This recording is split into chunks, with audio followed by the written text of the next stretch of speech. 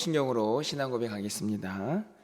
전능하사 천지를 만드신 하나님 아버지를 내가 믿사오며 그 외아들 우리 주 예수 그리스도를 믿사오니 이는 성령으로 잉태하사 동정녀 마리아에게 나시고 본디오 빌라도에게 고난을 받으사 십자가에 못 박혀 죽으시고 장사한 지 사흘 만에 죽은 자 가운데서 다시 살아나시며 하늘에 오르사 전능하신 하나님 우편에 앉아 계시다가 저리로서 산 자와 죽은 자를 심판하러 오시리라.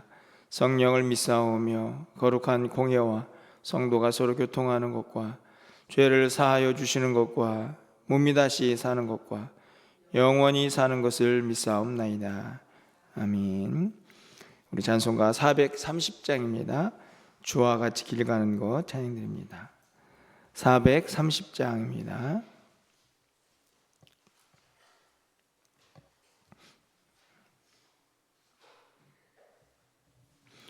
주와 같이 길 가는 것 즐거운 일 아닌가. 우리 주님 걸어가신 발자취를 밟겠네. 한 걸음 한 걸음 주 예수와 함께 날마다 우리 걸어가리.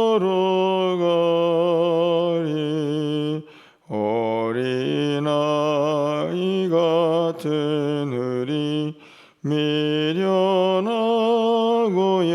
약하나 주의 손에 이끌리어 생명길로 가겠네. 한 걸음 주 예수와 함께 날마다 우리 걸어가리. 꽃이 피는 들판이나 험한 골짜기라도 주가 인도하는 대로 주와 같이 가겠네. 한 걸음 주 예수와 함께 날마다 우리 걸어가리. 옛 선지자의 녹같이 우리들도 천국에 들려 올라갈 때까지 주와 같이 걷겠네. 한 걸음 주 예수와 함께 날마다 우리 걸어가리.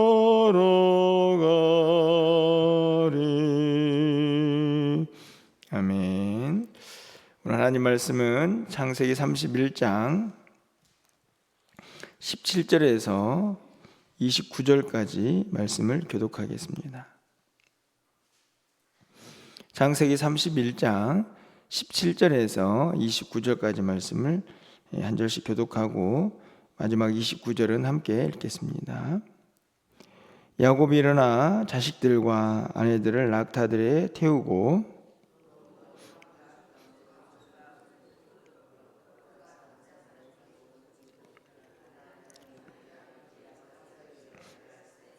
그때 라반이 양털을 깎으러 갔으므로 라헬은 그의 아버지의 드라빔을 도둑질하고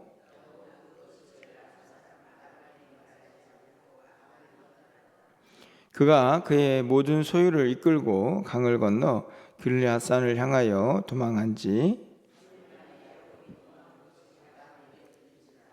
라반이 그의 형제를 거느리고 7일 길을 쫓아가 길르앗산에서 그에게 이르렀더니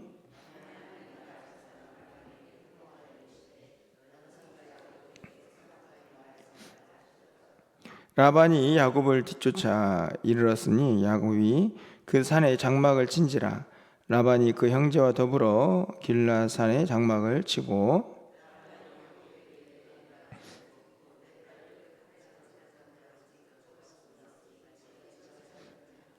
내가 즐거움과 노래와 북과 수금으로 너를 보내겠거늘 어찌하여 내가 나를 속이고 가만히 도망하고 내게 알리지 아니하였으며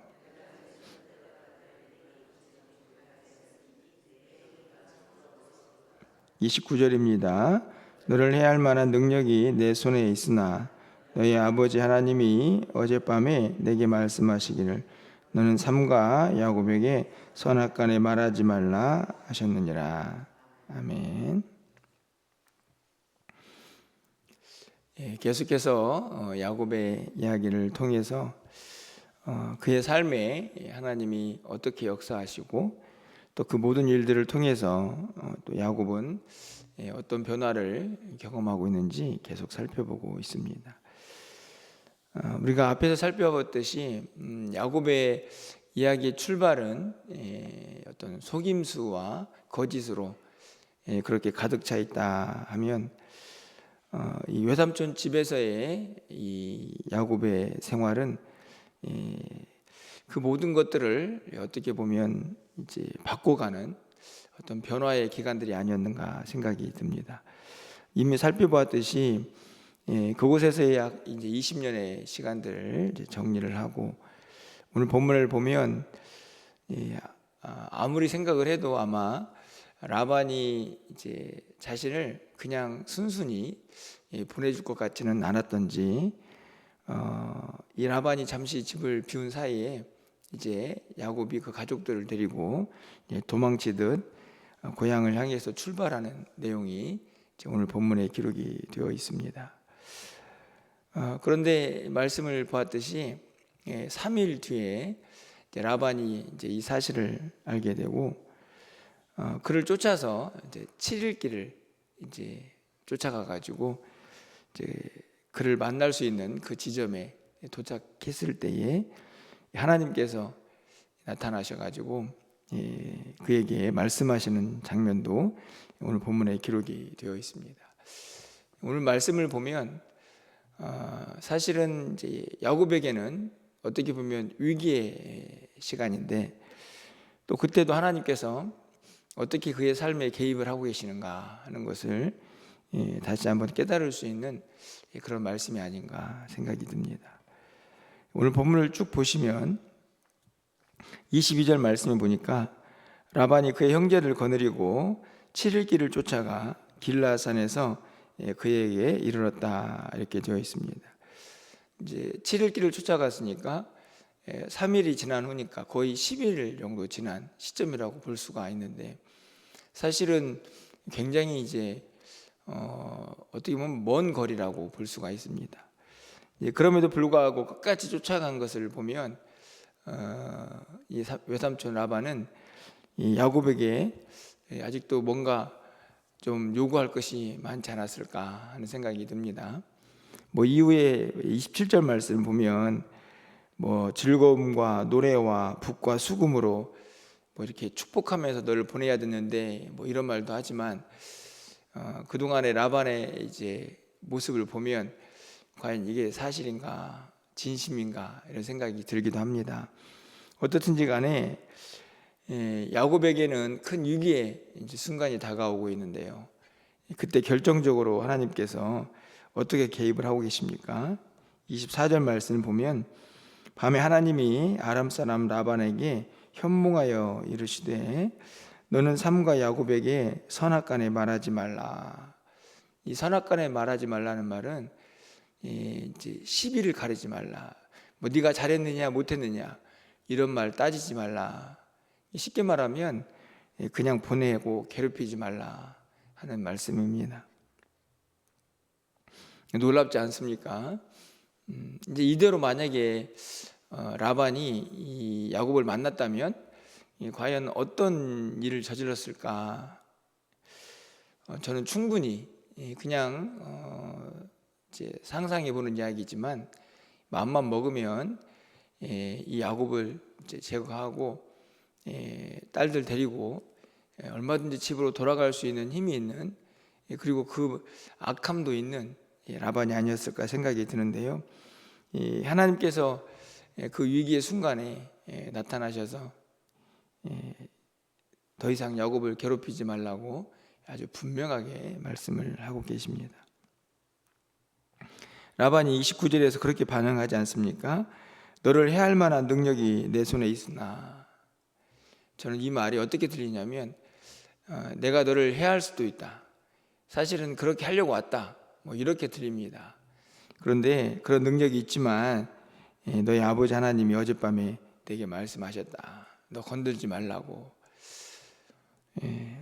여러분들은 이 하나님을 어떻게 생각을 하십니까? 우리는 이제 계속해서 최근에 이제 말씀들을 여러분이 쭉 생각해 보면 제 주일의 설교도 그렇고 계속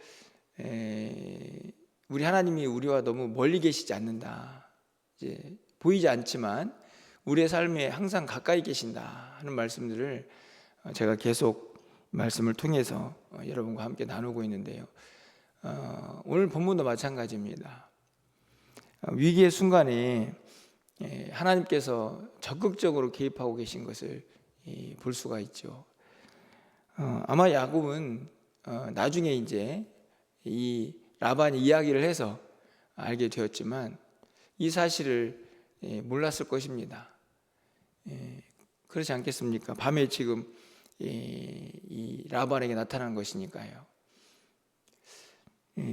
야곱이 외삼촌이 쫓아오니까 하나님 꼭 좀 막아주십시오, 어디에도 그런 기도를 한 적이 없습니다.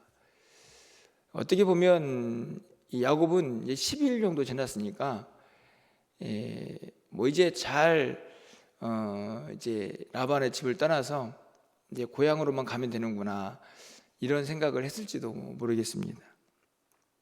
그러기에 충분한 시간이 아닙니까? 10일이나 지났는데. 근데 야곱이 뒤쫓아오고, 죄송합니다, 라반이 야곱을 뒤쫓아오고, 그 가운데에서 이 야곱이 알든 모르든지 간에 그 위기를 하나님께서 직접 개입하셔가지고 막아주시는 장면이 오늘 본문인 것이죠. 문득 그런 생각이 듭니다. 우리는 어떨까? 저는 야곱이 하나님, 우리 하나님이라고 믿습니다.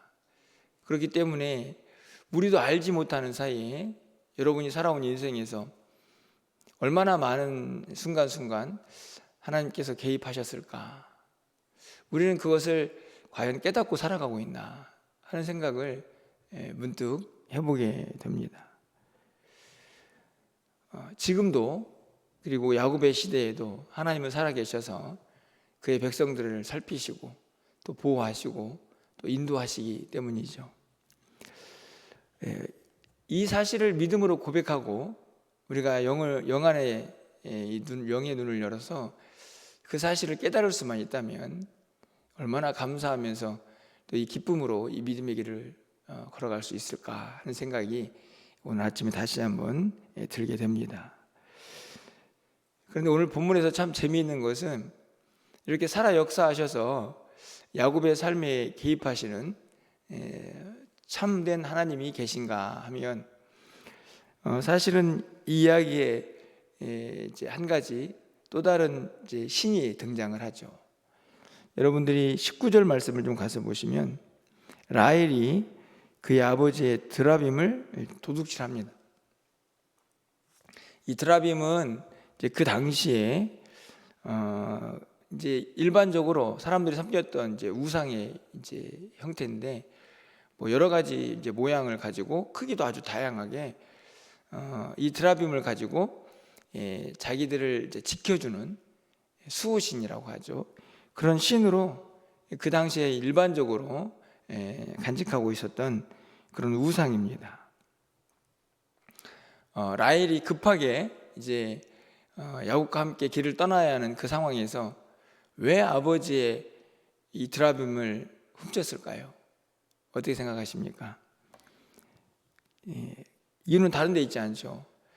이제 이 길이 얼마나 어렵고 험한 길이 될지 모르는데 이 길을 누가 지켜주기를 바라는 겁니까?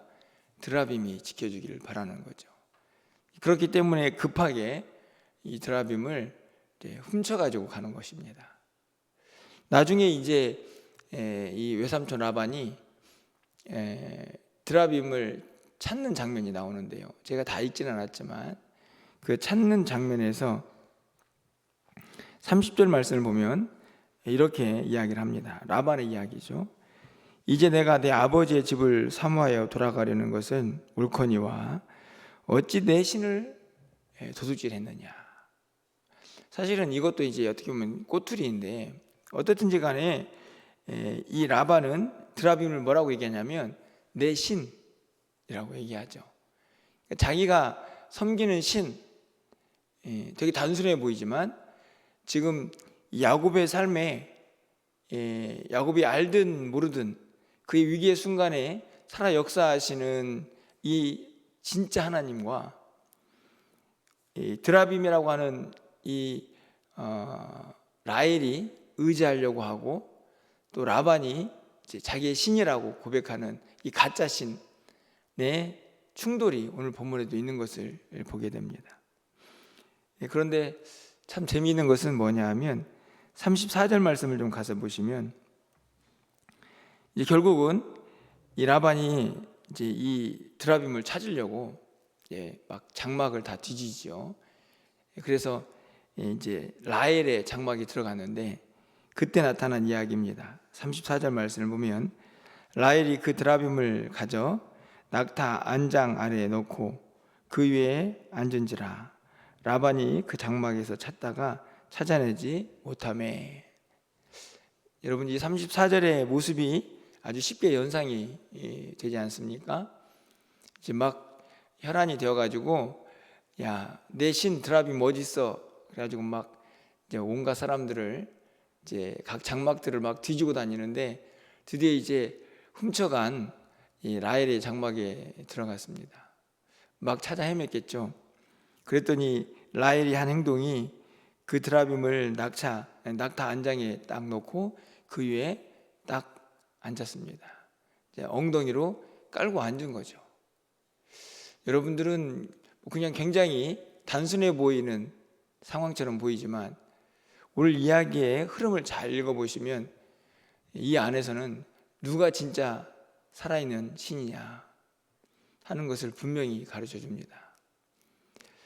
드라빔은 우상이고 존재하지 않는 신이고 그냥 자기들이 만들어 놓는 가짜 신이죠.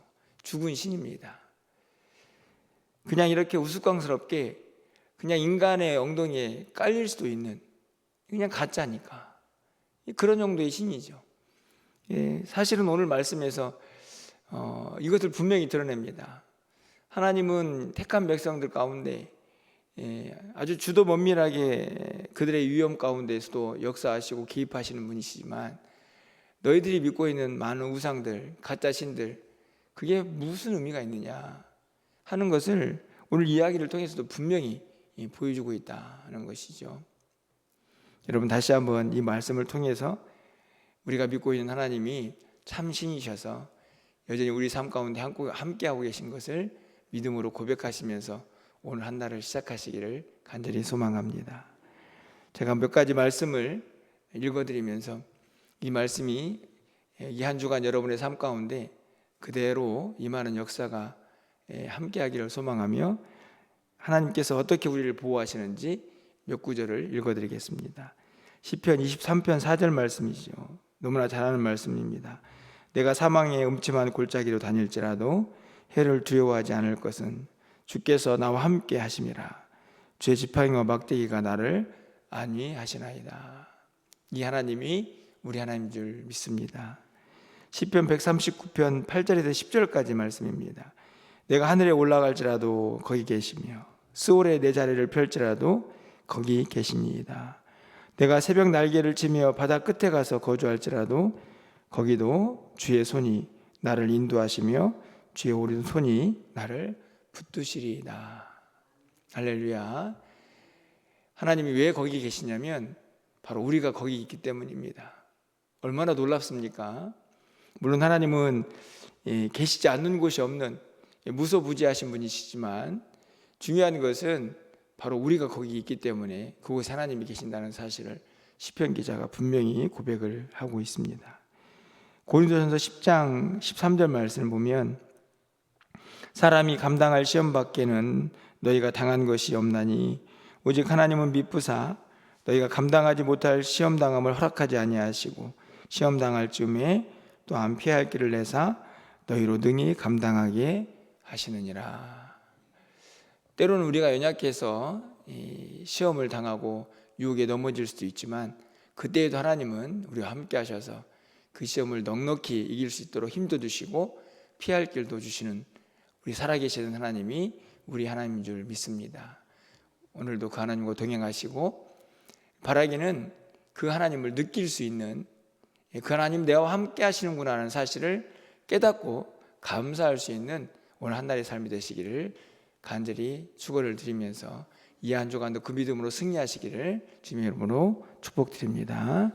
기도하겠습니다. 사랑의 하나님 감사합니다.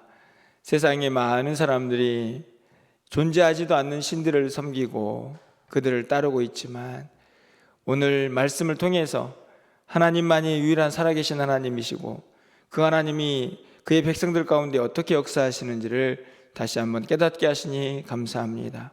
위기의 순간에도 야곱 가운데 역사하셔서 그의 삶의 여러 위기들을 극복해 하신 하나님, 오늘도 하나님께서 전능하신 능력으로 또 주권적인 능력과 또 하나님의 적극적인 수단으로 오늘 라반에게 나타나셔서 야곱의 위기를 극복해 하시는 하나님, 우리 하나님 줄 믿사오니 우리의 모든 삶에 그 하나님의 능력을 경험케 하시고 감사함이 살아갈 수 있는 우리 모두가 되게 하여 주시옵소서.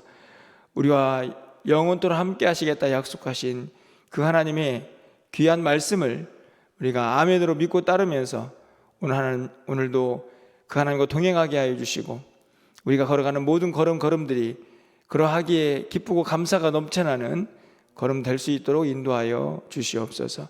이런저런 어려움이 있을 수밖에 없는 우리의 인생이지만 모든 것들을 우리와 함께 하시는 전능하신 하나님께 다 내어 맡기고 힘있고 능력있게 하루하루를 살아갈 수 있는 우리 모두가 되게 하여 주시옵소서. 오늘 한 날이 그러하게 하시고 또 이 한 주간의 모든 삶이 그렇게 주님과 동행하는 삶이 되게 하여 주시옵소서. 오늘도 기도하오니 하늘 문을 활짝 열어주시고 사랑하는 성도들의 간절한 기도에 하나님 말씀하여 주시고 깨닫게 하여 주시고 응답하여 주시옵소서. 우리 교회가 해야 할 여러 가지 일들 가운데에도 하나님께서 함께 하셔서 하나님의 뜻이 온전히 이루어지게 하여 주시옵소서. 예수 그리스도의 이름으로 기도합나이다. 아멘.